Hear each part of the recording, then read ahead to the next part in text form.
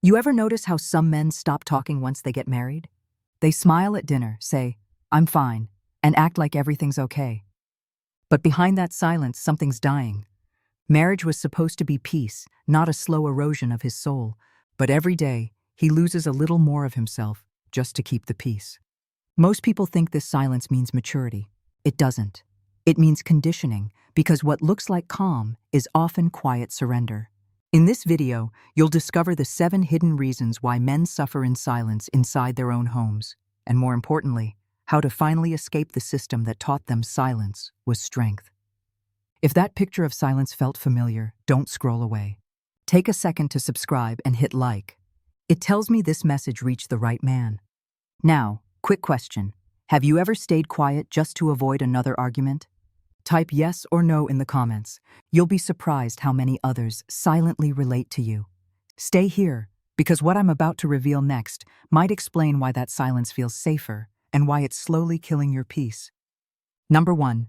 The therapy trap.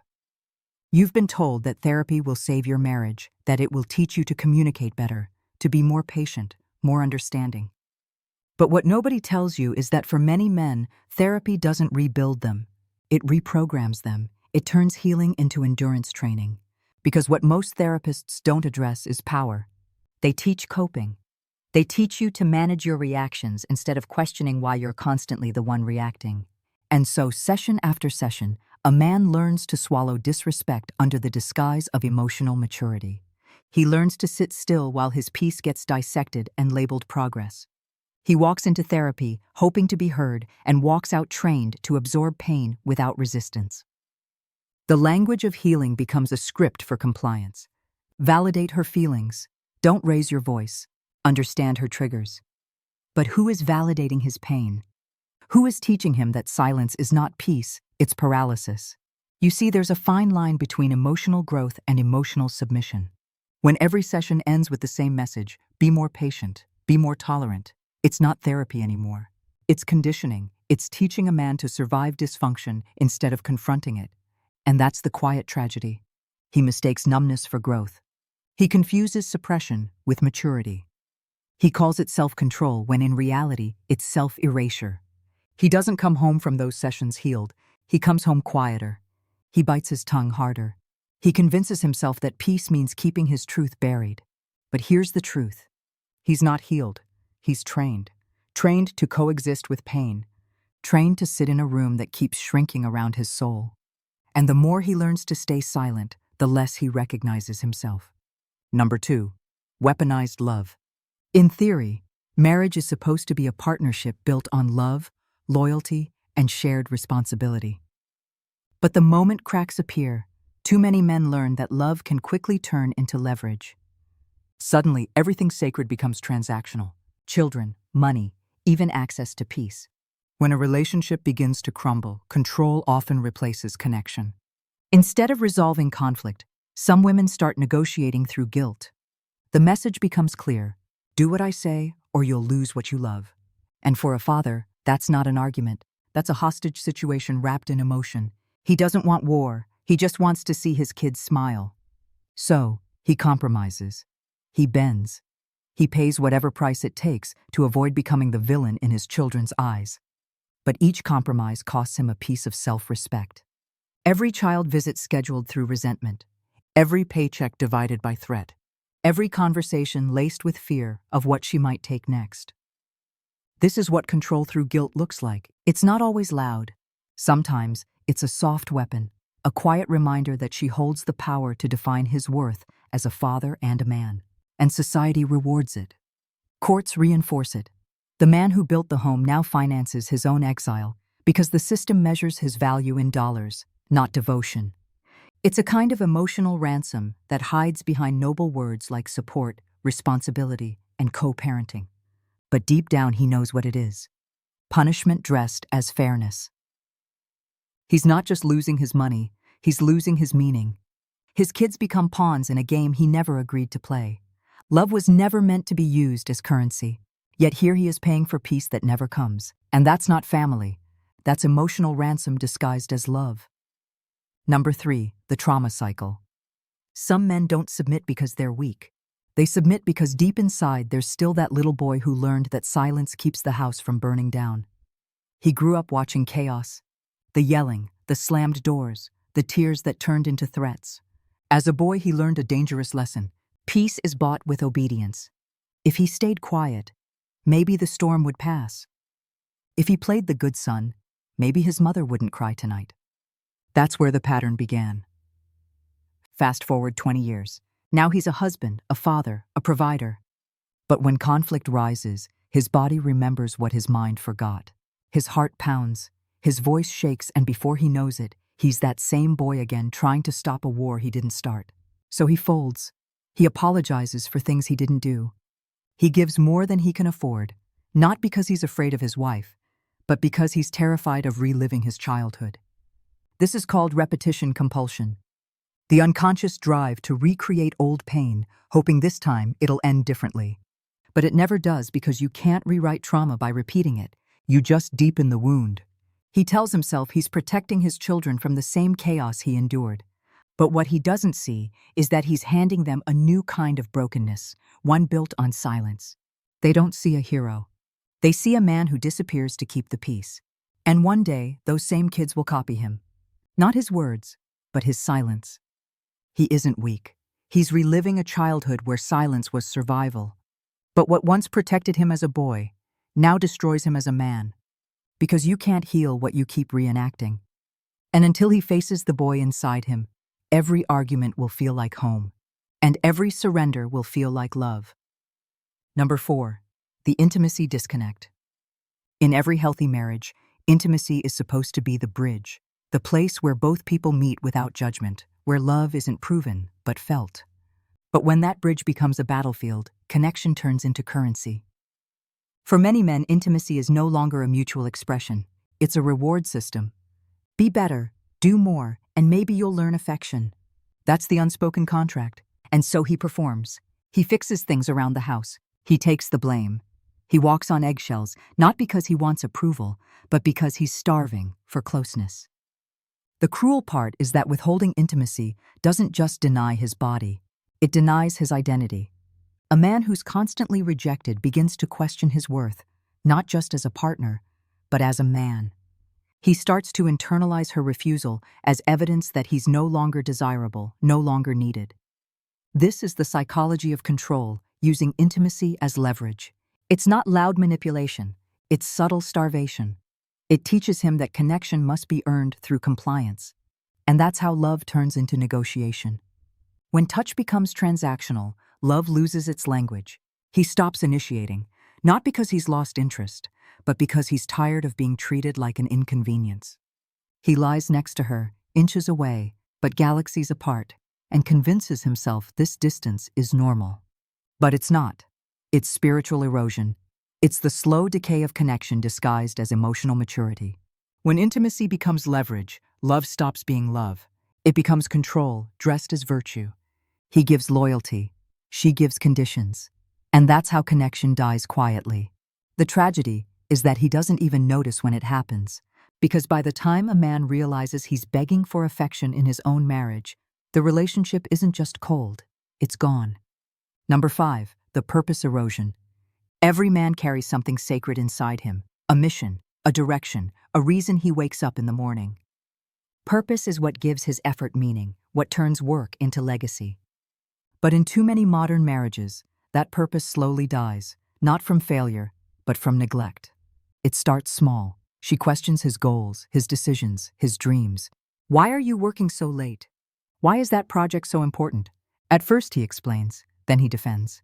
Eventually, he stops talking about it altogether. Because every time he speaks about what drives him, he feels the quiet resistance of someone who doesn't see the vision, only the inconvenience of it. A man without alignment at home begins to split in two. On the outside, he performs provider, protector, consistent. But on the inside, his compass spins. He's no longer building something with his partner. He's funding something that feels foreign. And soon, his ambition turns to autopilot. He still provides, but not with passion, with duty. This is ego death through disalignment. When his life's work becomes irrelevant in his own household, he loses the very energy that made him capable of love in the first place. His drive. The same drive that once built, led, protected. The erosion of purpose doesn't just silence a man, it erases him. Because when his mission no longer matters, neither does his presence. He becomes invisible in the very home he built, financing a vision that no longer includes him. When a man's purpose becomes optional, his presence becomes invisible. And a marriage without shared purpose isn't unity, it's competition under one roof. Two people chasing different destinies while pretending to walk the same path. The saddest part? He doesn't even notice the exact moment it happens. It's not a fight or a betrayal. It's the slow death of alignment, the kind of silence that doesn't scream, it just drains. Number 6, the mental collapse. There's a difference between stress and surrender. Most men can handle pressure, deadlines, danger, even chaos. But what breaks them isn't the outside world. It's coming home to a war zone disguised as a marriage. He walks through the door and feels his body tighten. Not because of what's been said, but because of what's missing. Peace. The house looks the same, but the energy has changed. Every conversation feels like a test. Every question hides an accusation. Every silence feels loaded. A man's home is supposed to be his fortress. The one place where his armor comes off.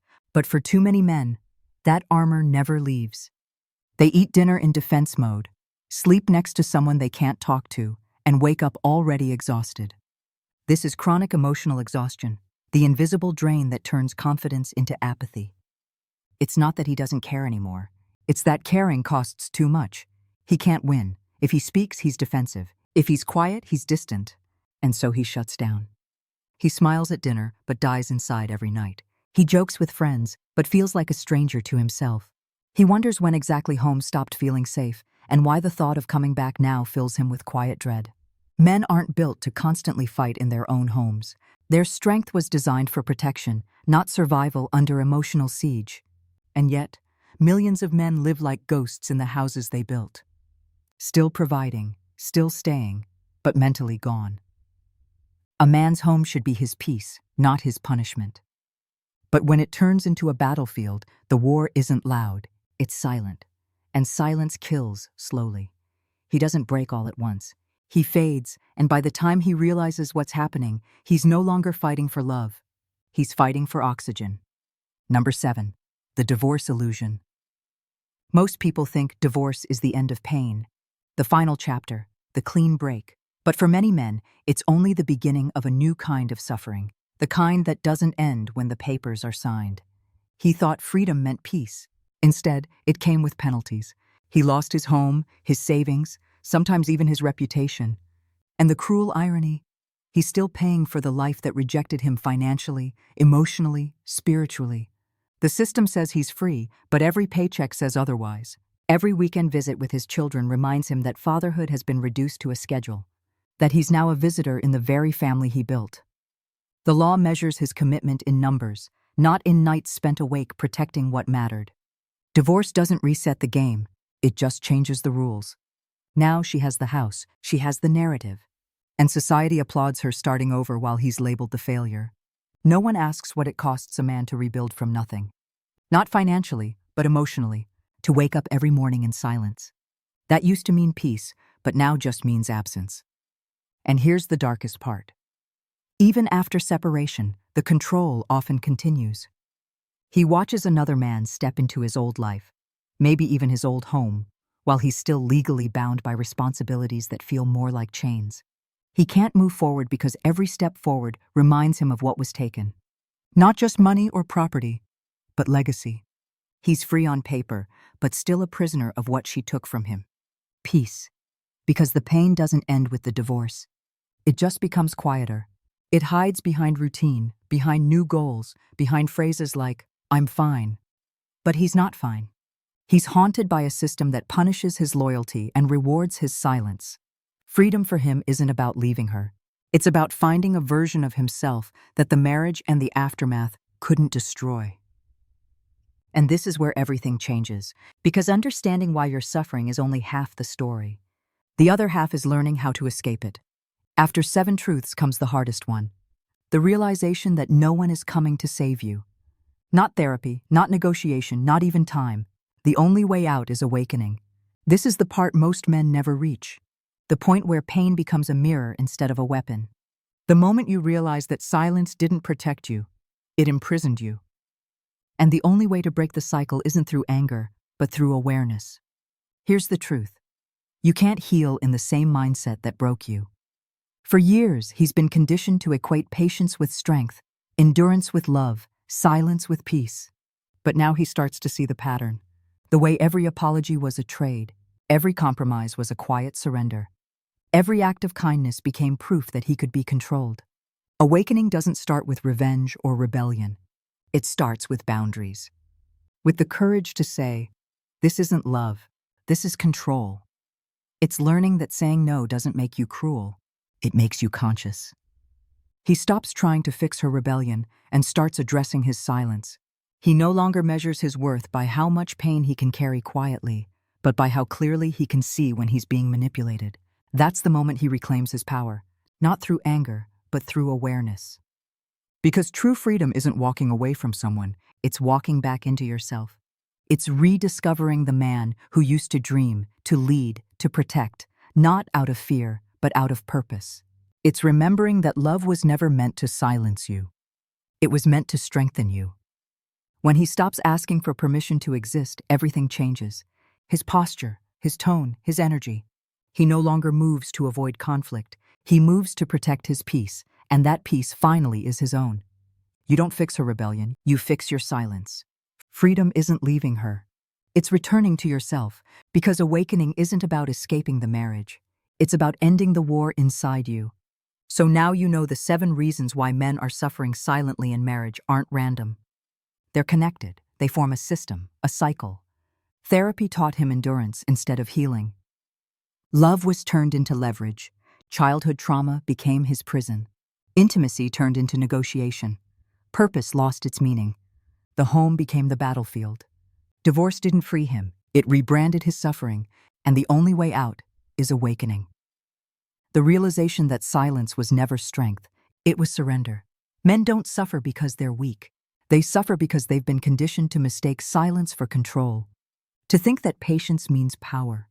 To believe that peace can exist without truth. But peace without honesty isn't peace. It's performance. And here's what I want every man watching this to remember. You can't heal what you refuse to name. The moment you start naming what hurts, you stop suffering from it. Because awareness is what ends the manipulation. Awareness is what rebuilds identity. You don't need to hate anyone. You don't need to fight the system. You only need to reclaim your voice. The voice you buried under years of compromise and guilt. The voice that once said, "This is not who I am." That voice is still there, waiting for you to listen. If this spoke to you, don't disappear in silence again. Subscribe to this channel not for validation, but for awareness.